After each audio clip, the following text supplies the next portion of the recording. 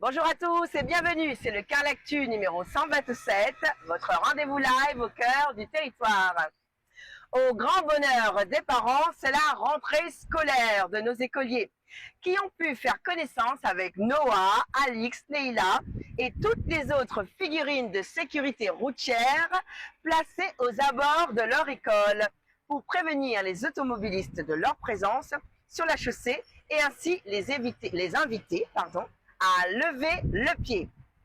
En ce deuxième jour de la rentrée scolaire, nous allons interroger la population pour récolter leurs premières impressions sur ces mascottes de la sécurité routière. Bonjour, je trouve que c'est utile du moment que les policiers viennent faire leur travail par la suite. Bien sûr. Et au moins, ça permet aux voitures de ralentir. De ralentir. C'est un peu curieux, donc on est obligé de ralentir pour voir c'est quoi. Voilà.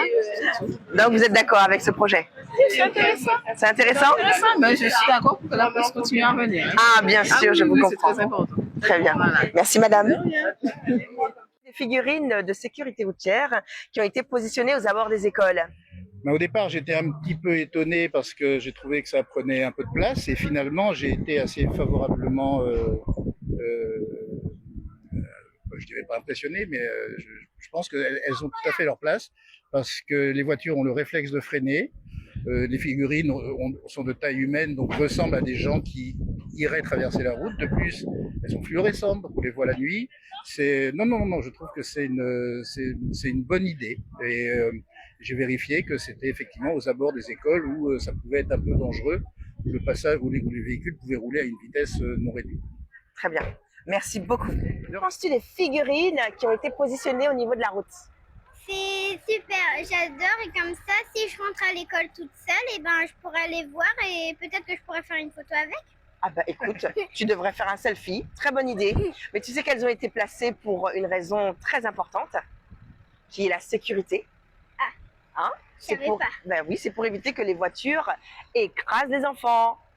D'accord? Alors qu'est-ce que tu penses? Que c'est une bonne chose? Oui. Qu'on vous protège? Oui. D'accord, je te remercie. À bientôt. À bientôt. Passons maintenant à la une du jour qui concerne la rentrée scolaire 2023, une journée de cohésion pour le PERC. Le 28 août 2023 a marqué la rentrée des agents au pôle éducation et restauration collective qu'on appelle le PERC, une journée spéciale dédiée à la cohésion et au développement professionnel. L'objectif principal était de renforcer la collaboration entre les agents techniques des écoles et les membres du PERC afin de mieux aborder l'année scolaire à venir, donc l'année scolaire 2023-2024.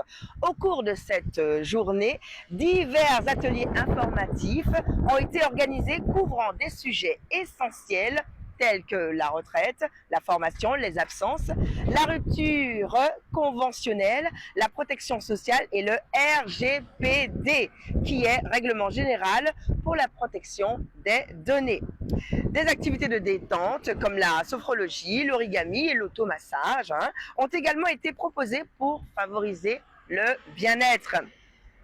La journée a débuté par un discours de Mégane Bourguignon, vice-présidente de la commission éducation jeunesse, petite enfance et des affaires sociales, et a été honorée par la présence de Cédric Cornet, maire du Gosier, et de Lucas Albéry, élu municipal.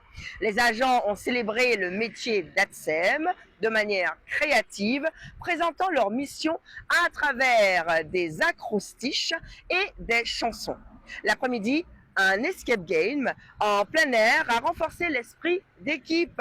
Elle s'est clôturée cette journée par un discours motivant de Nina Pollon, conseillère municipale, laissant entrevoir une rentrée scolaire 2023 prometteuse grâce à l'esprit d'équipe et à la détermination de tous. Passons maintenant à l'agenda du jour. Ce samedi, enfin, la déchetterie mobile revient. Elle s'installe au Palais des Sports du Gosier de 7h à 13h. Je vous rappelle que vous pouvez déposer vos déchets dans la catégorie suivante: le mobilier, déchets d'équipe électronique et électrique, ferraille, encombrants, déchets verts, piles, lampes, huile alimentaire. Profitez également des animations qui seront sur place: ateliers de réparation de petits appareils ménagers, sensibilisation au compostage et aux différentes filières de tri. Et bien sûr, la ville du Gosier est fière de collaborer avec Sinobal pour cette journée dédiée à la préservation de l'environnement. Autre événement, dans le cadre du Carrefour des associations qui se tiendra le samedi 9 septembre 2023 au complexe Grandement de French, la ville de Sainte-Anne met à disposition des marchands ambulants 2 emplacements. Les marchands intéressés sont invités à adresser une demande d'autorisation à la mairie. Aucun marchand ambulant ne sera autorisé à vendre sans autorisation. Des contrôles seront opérés régulièrement.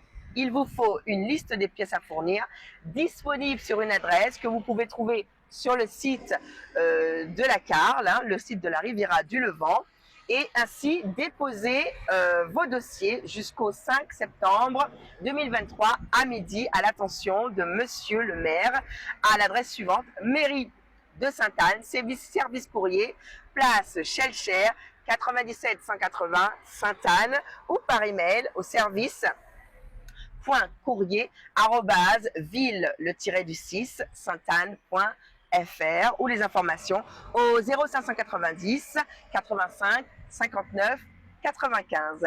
C'est tout pour ce Carlactu 120 numéro 127. Merci de l'avoir suivi et je vous dis à très vite sur nos réseaux. Je vous rappelle que toutes ces informations sont disponibles sur le Ici le Gosier et sur le Facebook de la Riviera du Levant. À bientôt.